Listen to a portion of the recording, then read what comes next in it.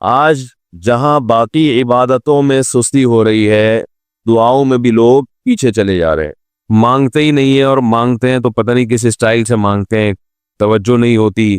اجتماعی دعاؤں پر زیادہ زور ہے، انفرادی پر زور نہیں ہے۔ کہیں مجمع دعا مانگ رہا ہوتا تو ہاتھ اٹھا کے آمین آمین شروع کر دیں گے، بس ٹھیک ہے، وہ بھی جائز ہے، لیکن دعا میں جو اصل ہے وہ انفرادی ہے۔ دیکھیں، جب آپ کسی سے اپنی حاجت پوری کرنے کے لیے، کچھ مانگنے کے لیے جاتے ہیں، تو اکثر آپ کی کوشش ہوتی ہے کہ اس سے اکیلے میں ملو۔ اکثر کوشش کیا ہوتی ہے؟ سب کے سامنے نہیں، بلکہ آپ اس کو لیں گے، بھائی تھوڑی دیر کے لیے ذرا مفتی صاحب آپ سے کام ہے۔ ایسا ہی ہوتا ہے نا، اگر چھاؤں میں آ جائیں تھوڑی دیر کے لیے، لوگ کہتے ہیں نا مفتی صاحب کہہ رہے ہیں بھائی یہی پوچھ رہے کریں، اگر سائڈ پہ آ جائے، تو سائڈ پہ جانے کے بعد پھر آپ کہتے ہیں یہ مسئلہ ہے، فلانا مسئلہ ہے، ڈمکانا مسئلہ ہے۔ تو سائڈ پہ لے جانے سے بعض دفعہ یہ بھی ہوتا ہے کہ سب کے سامنے آدمی اپنی بات نہیں لانا چاہ رہا ہوتا، اور بعض دفعہ یہ بھی ہوتا ہے کہ میں اپنی بات توجہ کے ساتھ سنا سکوں۔ تو دعا میں انسان، اللہ تو سب کی بات سنتا ہے، مجمع میں بھی اور تنہائی میں بھی، لیکن آپ دعا مانگنے میں جو آپ کی طبیعت لگے گی، توجہ سے مانگو گے، وہ تنہائی میں زیادہ شوق سے، زیادہ رغبت سے مانگ سکتے ہو۔ اجتماع میں ایسی رغبت اور ایسی شوق سے انسان دعا نہیں مانگ سکتا، وہ انفرادی دعائیں ہی ختم ہوتی جا رہی ہیں۔ قرآن مجید میں اللہ تعالیٰ نے رمضان کی جو آیتیں ہیں، ان آیتوں کے بعد ذکر کیا، وَإِذَا سَأَلَكَ عِبَادِي عَنِّي فَإِنِّي قَرِيب، اے نبی ان سے کہہ دیجئے کہ جب یہ مجھ سے میرے بارے میں پوچھیں تو آپ ان کو بتا دیں کہ میں بہت قریب ہوں تمہارے۔ اجیب دعوت الداعی اذا دعان، جب کوئی پکارنے والا، دعا مانگنے والا مجھ سے دعا مانگے گا تو میں اس کی پکار کا جواب بولے بھائی پکار کا جواب دوں گا۔ پکار کا جواب دینے کا مطلب کیا ہوتا ہے؟ قبول کروں گا اس کی دعا۔ جواب کا یہ مطلب نہیں کہ اچھا میں نے سن لیا ہے، چلو ایک جواب تو یہ بھی ہوتا ہے نا، اچھا اب چپ ہو جا۔ ہم کسی کو پکار رہے ہوں گے، کہتے ہیں اچھا بھائی ٹھیک ہے پتہ چل گیا، اب چپ کر کے بیٹھ جاؤ آرام سے۔ تو اللہ تعالیٰ جب جواب دیتے ہیں تو کیا مطلب ہوتا ہے کہ اللہ تعالیٰ وہ دعا قبول کر رہے ہیں۔ ہم دعا کثرت سے مانگتے کیوں نہیں ہے؟ اس کی وجہ یہ ہے کہ ہمارے ذہن میں ایک چیز شیطان نے بٹھا دی ہے کہ مانگو تب بھی ویسے کے ویسے ہی ہے، نہیں مانگو تب بھی ویسے کے ویسے۔ وہ فلاں آدمی تو نہیں مانگتا، وہ تو پھر بھی اس کی تنخواہ اچھی مل رہی ہے، اور میں تو کئی سالوں سے دعائیں مانگ رہا ہوں، اے اللہ میری تنخواہ ڈبل نہیں کر سکتا تو کم از کم 50% ہی بڑھا دے، تو میں تو وہی کا وہی ہوں، میری تنخواہ میں تو کوئی اضافہ ہو نہیں رہا۔ تو ہم تو دیکھتے ہیں کہ ادھر دعا مانگو کچھ بھی نہیں ہو، سوائے ثواب کے کچھ بھی نہیں ملتا۔ یہ وہ چیز ہے جو انسان کو دعاؤں سے روکتی ہے۔ حالانکہ ہم پیغمبروں کی زندگی دیکھتے ہیں تو بات بات پر دعائیں مانگتے تھے، بہت کثرت سے، بہت زیادہ۔ لوط علیہ السلام، اچھا اللہ نے ان کی دعاؤں کو قرآن میں ذکر بھی کیا ہے۔ مناجات مقبولہ ایک دعاؤں کی کتاب ہے۔ حضرت مولانا اشرف علی تھانوی رحمہ اللہ تعالی نے قرآن اور حدیث کی دعاؤں کو ایک چھوٹی سی کتاب میں جمع کر کے ایک ہفتے پہ ڈیوائیڈ کر دی ہے اس کو، کہ آپ روزانہ ان میں سے ایک حصہ پڑھیں گے تو پورا ہفتے میں وہ تقریباً تمام دعائیں کور ہو جائیں گی جو قرآن و سنت میں بیان کی گئی ہیں۔ وہ کتاب ضرور خریدیں، رکھیں اپنے پاس، مناجات مقبولہ کے نام سے۔ تو ہم دعا کیوں نہیں مانگتے؟ مسئلہ ہمارے ساتھ یہ ہے کہ ہم کہتے ہیں کہ جو مانگتا ہے وہ بھی وہینچ کا وہینچ، اور جو نہیں مانگتا ہے وہ بھی کوئی سرخاب کے پر تو لگ نہیں جاتے کوئی مانگ رہا ہو تو۔ یہ وہ مسئلہ ہے جس کی وجہ سے لوگ دعائیں مانگنے میں بخل سے کام لیتے ہیں، جبکہ پیغمبر کثرت سے دعائیں مانگا کرتے تھے، بہت زیادہ۔ جو پچھلی آسمانی کتابیں ہیں ان میں لکھا ہوا ہے کہ یعقوب علیہ السلام اتنی کثرت سے دعائیں مانگا کرتے تھے کہ سجدے میں جا کے کہ ان کے یہ جو گھٹنے ہیں اور سر میں سخت نشان بن چکے تھے، وہ جگہ زمین پہ لگ کے سخت ہو جاتی ہے نا، تو اتنی کثرت سے دعائیں۔ ہم نے جن بزرگوں کے ساتھ ٹوٹا پھوٹا وقت گزارا ان کو دیکھا کہ وہ دعا بہت لمبی لمبی دعائیں مانگا کرتے تھے، بہت لمبی۔ ہمارے شیخ کے سامنے جب کوئی آیا کرتا تھا دعا کے لیے کہتا تو ہاتھ اٹھائے بغیر ویسے ہی اس کو ایک دعا کا جملہ کہہ دیا کرتے تھے۔ کسی نے کہا کہ آپ ہاتھ اٹھا کے اس کے لیے دعا کیوں نہیں مانگتے؟ تو فرماتے تھے کہ جب میں ایک دفعہ ہاتھ اٹھا لیتا ہوں تو پھر اتنی آرام سے نیچے گراتا نہیں، کیونکہ پھر اللہ کے دربار میں اب ہاتھ اٹھا لیے تو پھر تو ایسا ان کا دل لگتا تھا، مانگتے چلے جاتے تھے۔ تو بات یہ ہے کہ جب یہ یقین پیدا ہو جائے کہ جس خالق نے ہمیں پیدا کیا ہے اور جس نے ہمیں مانگنے کا حکم دیا ہے، اس کے سامنے جب ہاتھ اٹھا کے گڑ گڑائیں گے تو وہ تھوڑا نہیں دے گا، وہ دعا لازمی قبول کرے گا، اور وہ لازمی ہماری مانگی ہوئی چیزیں ہمیں عطا کرے گا۔ یہ جذبہ اور یہ نیت جب انسان میں پیدا ہو جائے تو پھر اس کا دعاؤں میں دل لگتا ہے۔ کیسے نہیں لگے گا؟ آپ سوچیں کہ آپ کو کوئی بتا دے کہ یہ جو سیٹھ صاحب ہے بہت بڑے، آپ جا کے ان سے مانگو، یہ ٹائم نکال کے بیٹھے ہوئے، جتنا مانگو گے، جو مانگو گے یہ دیں گے۔ تو اب آپ بتاؤ، آپ یہ کہو گے کہ میرے پاس مانگنے کا ٹائم نہیں ہے؟ ایسے موقع پہ آپ یہ کہو گے؟ آپ جائیں گے اور بسم اللہ کر کے شروع ہو جائیں گے۔ آپ بولیں گے سر یہ مجھے 10 فائلیں چاہیے بحریہ ٹاؤن کی۔ آپ سوچو گے 10 نہیں ملی تو 9 تو مل جائے گی۔ سر مجھے یہ بھی چاہیے، مجھے یہ بھی چاہیے، مجھے یہ بھی چاہیے، اور آپ کو یقین ہو کہ یہ دے رہا ہے، تو آپ کبھی بھی کنجوسی سے کام نہیں لو۔ پھر آپ یہ نہیں کرو گے کہ آپ مانگتے ہوئے جو ہے نا، اس سے آپ جب مانگ رہے ہو تو آپ کی کبھی ادھر دیکھ رہے ہو، کبھی ادھر دیکھ رہے ہو، کبھی ناک میں انگلی گھما رہے ہو، کبھی سر میں کھجا رہے ہو۔ کوئی آ کے اس دوران آپ کو چھیڑے گا تو آپ کہو گے یہاں سے دفع ہو جاؤ، میں کام کر رہا ہوں۔ ایک بندہ سخاوت جوش میں آیا ہوا ہے ابھی، اور فائلیں بحریہ ٹاؤن کی فری میں بانٹ رہا ہے۔ اس نے کہا بھائی جتنی مانگو گے دے دوں گا، اور جو مانگو گے دے دوں گا، تو ابھی تو میرے پاس ٹائم کم ہے، مقابلہ بہت سخت ہے۔ اور پھر اس میں آپ کو الفاظ بھی خود بخود آ جائیں گے، کس طرح سے سمجھانا ہے، مختلف طریقوں سے آپ بات کو گھماؤ گے۔ سر پلیز آپ بات کو سمجھا کریں، میں آپ کے پاس آیا ہوں، آپ کو پتا ہے میں ادھر بھی جا سکتا تھا، وہ وسیم کباڑیہ کا بزنس بھی آج کل بہت چل رہا ہے، میرے پرانے اچھے تعلقات ہیں، لیکن مجھے پتا تھا کہ آپ ہیں، آپ جیسا سیٹ تو کوئی ہے ہی نہیں، اور ہر مشکل میں آپ نے میری مدد کی ہے۔ جو الفاظ بھی اس کی سخاوت کو ابھارنے والے ہوں گے، وہ تمام آپ اس موقع پر اس کے اوپر انڈیل دو گے، پورا دیگچا بھر کے اس کے اوپر ڈال دو گے آپ۔ تو اللہ سے جب مانگتا ہے انسان اور اس کو یقین ہو کہ اللہ میری دعا کو پورا کرے گا، تو اس یقین کے ساتھ جب دعا مانگی جاتی ہے تو اس کا اسٹائل کچھ اور ہوتا ہے، اور ایک فارمیلٹی پوری کرنے کے لیے دعا جب مانگی جاتی ہے جیسے کہ ہمارے ہاں ہو رہا ہے، تو اس کا اسٹائل اور انداز کچھ اور ہوتا ہے۔ ہمارے ہاں دعا پڑھی جاتی ہے، مانگی نہیں جاتی۔ ربنا آتنا فی الدنیا حسنۃ وفی الآخرۃ حسنۃ وقنا عذاب النار، آمین۔ اور کہ ربنا ظلمنا انفسنا وان لم تغفر لنا وترحمنا لنکونن من الخاسرین، آمین۔ یہ دعا مانگی جا رہی ہے یا پڑھی جا رہی ہے؟ یہ تو پڑھی جا رہی ہے، آمین بھی پڑھا جا رہا ہے اس پہ۔ تو اللہ نے ہمیں یہ نہیں کہا کہ اقرؤوا الدعاء عند ربکم، اپنے رب کے سامنے دعائیں پڑھا کرو۔ اللہ نے کہا ادعوا، مانگو، پکارو، مانگو اس سے۔ بھیکاری جیسے بھیک مانگتا ہے نا، لوگ کہتے ہیں مانگنے کا کیا طریقہ ہے؟ بھائی جو بھیکاریوں سے پوچھو بھیک مانگنے کا کیا طریقہ ہے۔ بھیکاری اکثر ان پڑھ ہوتے ہیں، جو پڑھے لکھے بھیکاری ہوتے ہیں پھر وہ IMF سے مانگتے ہیں، وہ چھوٹی موٹی چیزیں نہیں مانگتے۔ بھیکاری اکثر کیا ہوتے ہیں؟ ان پڑھ، جن سے ہمارا صبح شام واسطہ پڑتا ہے۔ تو یہ کسی سے بھیک مانگنے کا طریقہ سیکھ کے آتے ہیں؟ بھائی کسی سے طریقہ سیکھ کے آتے ہیں کہ یار وہ ذرا فلاں بندے سے چندہ مانگنا، ذرا طریقہ بتانا؟ اگر کوئی بتائے گا بھی تو وہ کہے گا تو اپنے پاس رکھ، مجھے پتا ہے مجھے جیب اپنی کیسے بھرنی ہے۔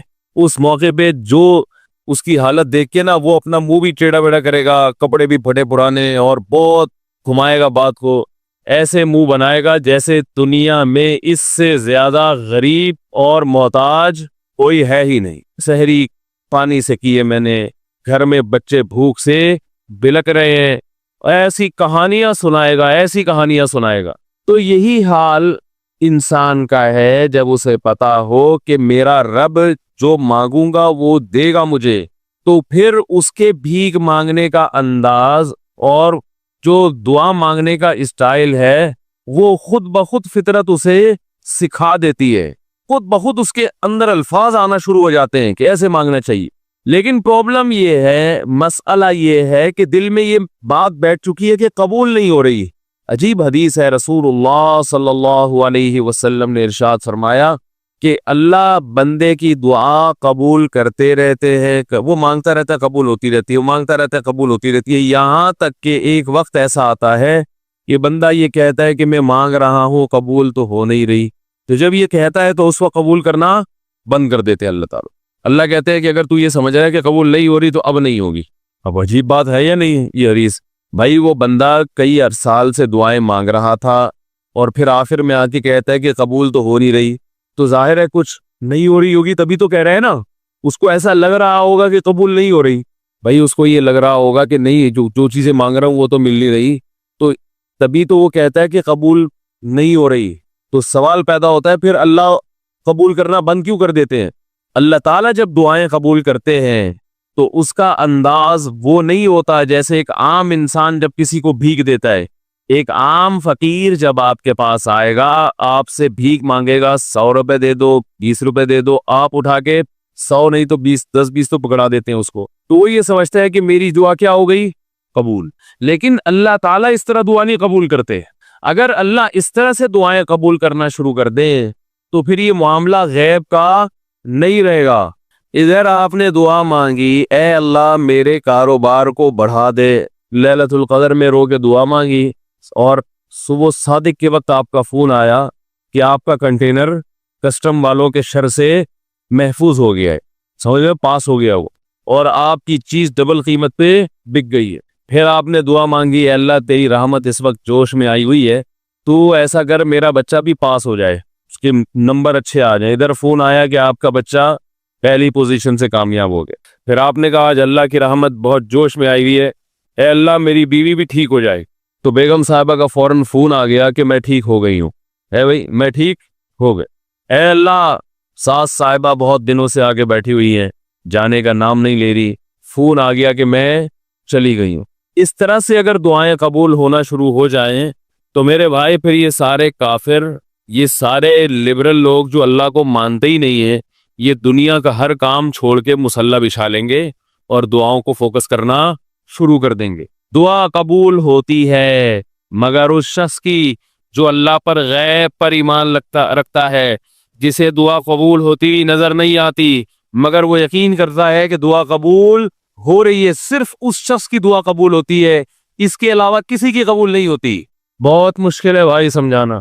دعا سب کی قبول ہوتی ہے کا مطلب پتہ ہے؟ سب کی مطلب ان سب کی کہ جو یہ یقین رکھتے ہیں کہ قبول ہوتی بھی نظر نہیں آ رہی پھر بھی قبول ہو رہی ہے، ان لوگوں کی قبول ہوتی ہے دعا. حدیث سے پتہ چلتا ہے، اور اصل میں دعا مانگتے ہی یہی لوگ ہیں. اب آپ کہیں گے بھائی نظر تو آ نہیں رہی، جب میں جو چیز مانگ رہا ہوں وہ مل نہیں رہی، تو کیا ایسے قبول نہ کرنا کیا ہے بھائی؟ یہ تو صرف مشورے مل رہے ہیں ہمیں کہ پھر بھی مانگتے رہو. تو ہم نے وہ ایک فقیر تھا نا، ایک سیٹ صاحب کے پاس آیا، کہنے لگا کہ بھائی ذرا کچھ پیسے مل جائیں گے، گھر میں ضرورت ہے. تو اس نے کہا اتنے ہٹے کٹے ہو کے بھیک مانگتے ہو، شرم نہیں آتی؟ اس نے کہا فی الحال میں نے آپ سے بھیک مانگی ہے، مشورہ نہیں مانگا. جب مشورہ مانگوں تو اس وقت مشورہ دے دینا کہ بھیک مانگنا میرے لیے مناسب ہے یا نہیں ہے. بھائی ابھی میں آپ سے پیسے مانگ رہا ہوں مشورے کے لیے، پھر کوئی اور ٹائم انشاءاللہ رکھ لیں گے، اس میں آپ سے مشورہ لوں گا کہ میرے جیسے آدمی کو بھیک مانگنا مناسب ہے یا نہیں.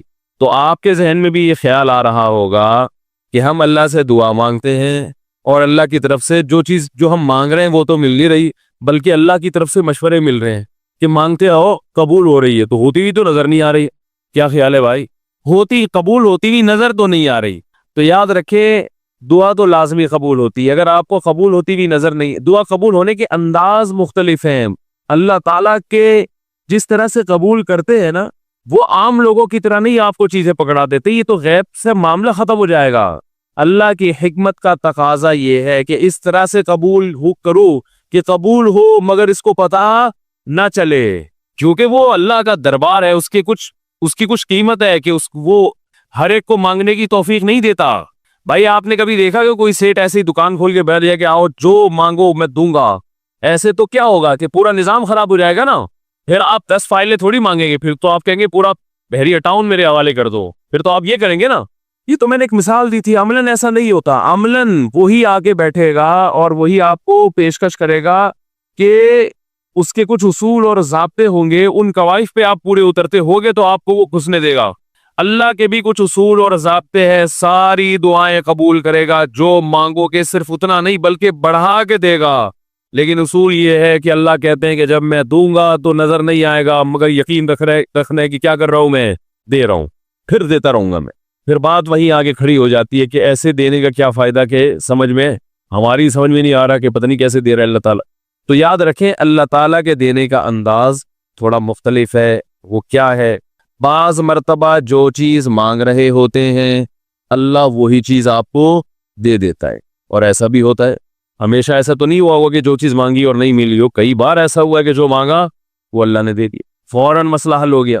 بعض دفعہ بلکہ اس سے بھی پہلے کا اسٹیپ, بسا اوقات تو آپ دعا مانگ ہی نہیں رہے ہوتے, آپ اس کو دعا سمجھ رہے ہوتے ہو, لہذا اس میں وہ جان ہوتی نہیں ہے, تو قبولیت کا پھر سوال ہی پیدا نہیں ہوتا. آپ دعا پڑھ رہے ہوتے ہو, مانگ رہے نہیں ہوتے. تو اللہ نے تو دعائیں قبول کرنے کا کہا ہے, دعائیں پڑھنے پر کہا ہو, وعدہ کیا ہو, ایسا ہمارے علم میں کوئی حدیث نہیں ہے. دیکھیں یونس علیہ الصلوۃ والسلام جب مچھلی کے پیٹ میں تھے تو یونس علیہ السلام کو اپنی خطا کا احساس ہوا کہ میں اللہ کی پرمیشن کے بغیر اپنی قوم کو چھوڑ کے آ گیا ہوں. ان کو احساس ہو گیا, تبھی اللہ نے مجھے مچھلی کے پیٹ میں ڈال دیا ہے. تو اب آپ نے مچھلی کے پیٹ میں جا کے یہ دعا مانگی, لا الہ الا انت سبحانک انی کنت من الظالمین. اے اللہ تیرے سوا کوئی عبادت کے لائق نہیں ہے, سبحانکا تو ہر عیب سے پاک ہے, تو نے جو مجھے مچھلی کے پیٹ میں ڈال دیا تو یہ تیری غلطی نہیں ہے, تو ہر عیب سے پاک ہے. انی کنت من الظالمین, میں ہوں ظلم کرنے والا اپنی جان پہ, مجھ سے غلطی ہوئی ہے. اللہ تعالیٰ کو آپ کا یہ مانگنا اتنا پسند آیا کہ مچھلی کو حکم دیا کہ ان کو ساحل پر اگل دو. اور نہ صرف یہ کہ مچھلی نے آپ کو ساحل پہ ڈالا, وہ انبتنا علی شجرۃ من یقطین, یقطین کوئی درخت تھا وہ بھی اللہ نے اگا دیا دھوپ سے بچانے کے لیے. لیکن جب مصیبتوں میں ہم یہ کلمہ پڑھتے ہیں لا الہ الا انت سبحانک انی کنت من الظالمین, تو ہم یوسف علیہ السلام والے جذبے سے یہ کلمے میں جو الفاظ ہیں وہ مانگتے نہیں ہیں, بلکہ ہم یہ کلمہ پڑھتے ہیں. سمجھ رہے, پڑھنے کی بھی برکتیں ہوتی ہیں, میں اس کا منکر نہیں ہوں, لیکن ہمارے جو ورڈنگ ہوتی ہے نا وہ مانگنے کا اسٹائل نہیں ہوتا. ہم چھوٹے بچے تھے تو مسجد میں آیت کریمہ کا ورد ہوا کرتا تھا کہ بھائی حالات خراب ہے آج کل, امام صاحب اسپیکر پہ اعلان کر کے بلاتے تھے, آ جاؤ بھائی آیت کریمہ کا ورد ہوگا, لا الہ الا انت سبحانک انی کنت من الظالمین, 5 لاکھ دفعہ پڑھا جائے گا.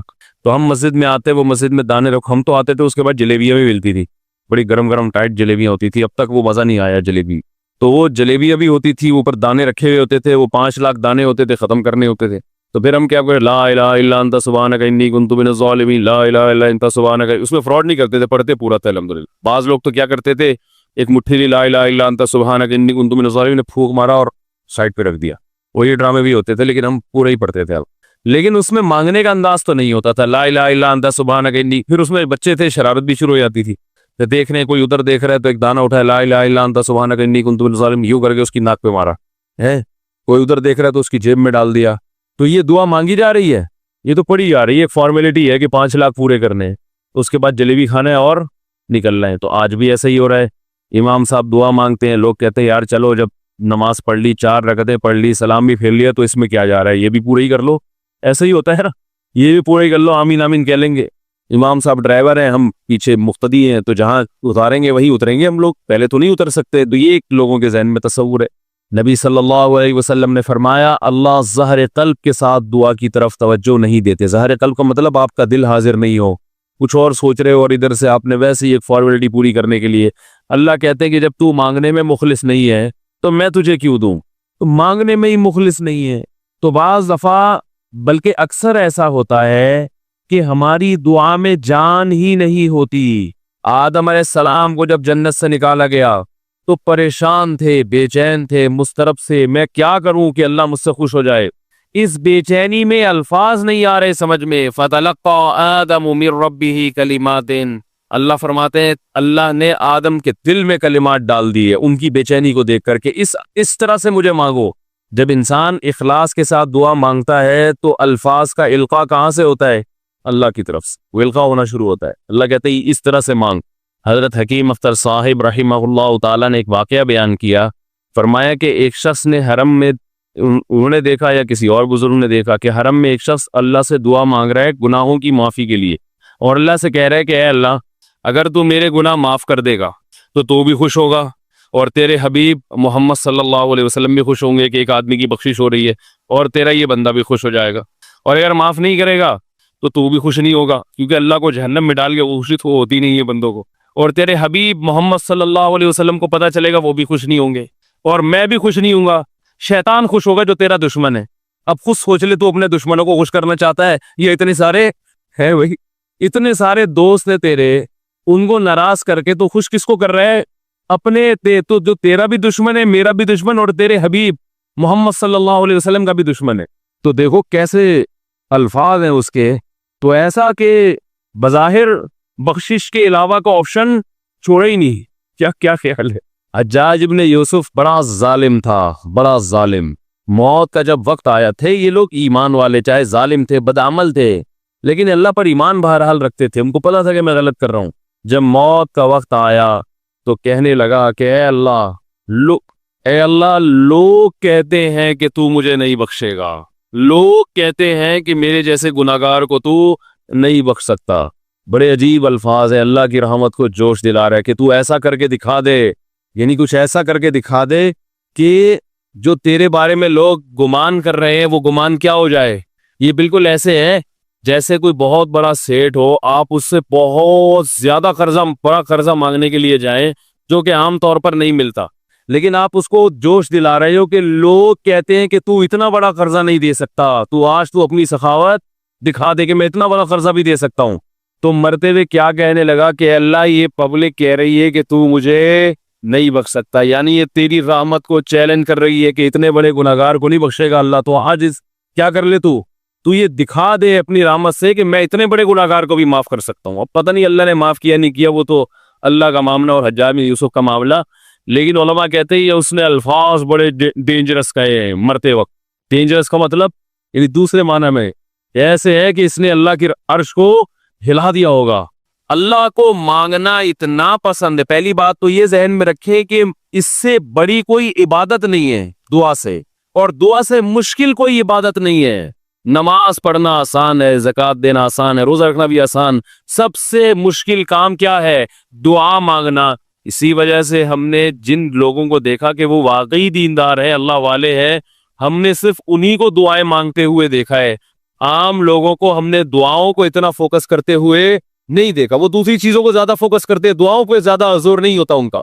وظیفوں پہ تو ہوگا صبح شام، یہ والا اتنی دفعہ، وہ والا اتنی دفعہ، وہ بھاگ گئی واپس آ جائے اس کے لیے اتنی دفعہ، وہ جا نہیں رہی اس کے لیے اتنی دفعہ، یہ وظیفوں پہ تو ہوگا زور۔